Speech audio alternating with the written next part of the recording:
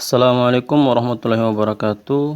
Saya Muhammad Rukiatul Hakim sebagai pemateri selanjutnya akan menjelaskan tentang aktivitas-aktivitas khusus yang dibutuhkan untuk mengontrol operasi ataupun manajemen operasi. Baik, langsung kita masuk ke dalam pembahasannya. Poin yang pertama yaitu desain.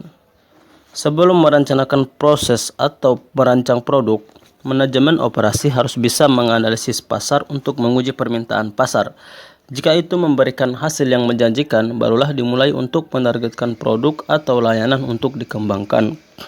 Dalam banyak kasus, perencanaan melibatkan perancangan produk yang baru, dari konsep awal hingga peluncuran yang sebenarnya, dengan beberapa fase pengujian yang terlibat. Selama perencanaan, kita harus mempertimbangkan persyaratan teknis dan bisnis. Jika produk kita adalah layanan atau jasa, proses desain bertujuan untuk memenuhi berbagai persyaratan dan regulasi, juga meningkatkan kontak kepada pelanggan.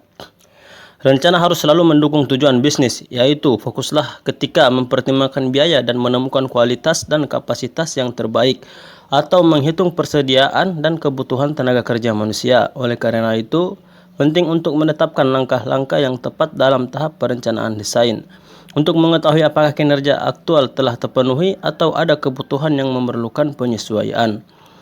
Kapasitas adalah salah satu dari ukuran ini, seperti kualitas produk atau waktu pengiriman. Data awal biasanya didapatkan berdasarkan perkiraan analisis pasar yang dilakukan sebelumnya.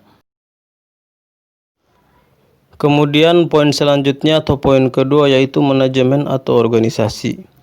Jadi, jika kita sudah memiliki fasilitas untuk produksi, desain produk kita sudah siap, begitu juga kita sudah paham dengan cara produksi yang menyangkut dengan bahan dan sumber daya manusia, berapa biayanya, dengan alur kerja seperti apa.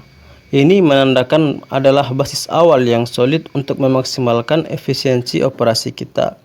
Namun kita juga memerlukan manajemen yang konstan dan kompeten untuk memperbaiki jika ada kesalahan yang tidak disengaja dalam perencanaan. Hal ini juga untuk menyesuaikan produksi dan biaya atau aturan dan menjaga mereka tetap efisien pada berbagai tingkatan, dan ini juga termasuk dalam perencanaan strategis. Manajer operasi memilih dan merancang proses untuk hasil yang optimal dan memproses bahan terbaik untuk kualitas dan kapasitas yang ideal. Pengorganisasian pemeliharaan peralatan juga merupakan bagian dari kegiatan manajemen mutu. Selanjutnya, persediaan dan seluruh rantai pasokan harus dikelola agar dapat menghasilkan output yang efisien. Seperti dalam fungsi manajemen sumber daya manusia adalah kegiatan yang penting dalam manajemen operasi. Perencanaan dalam setiap pekerjaan dapat memiliki dampak besar pada suatu organisasi. Apakah organisasi ini dapat beroperasi secara efektif ataupun tidak. Kemudian poin yang terakhir atau poin yang ketiga yaitu improvisasi.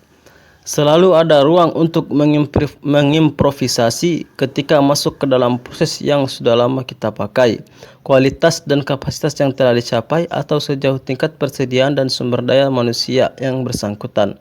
Hal ini termasuk juga dalam manajemen risiko. Oleh karena itu, banyak tugas manajemen operasi berasal dari kebutuhan ini, dan disinilah langkah perencanaan jangka panjang. Namun ingat, perubahan yang dilakukan harus sesuai dengan rencana peningkatan yang diinginkan dalam hal bisnis. Improvisasi di sini untuk lebih jelasnya kayak ide-ide baru atau ide-ide yang konstan yang tercipta karena kita sudah pengalaman atau sudah lama di bidang tersebut gitu.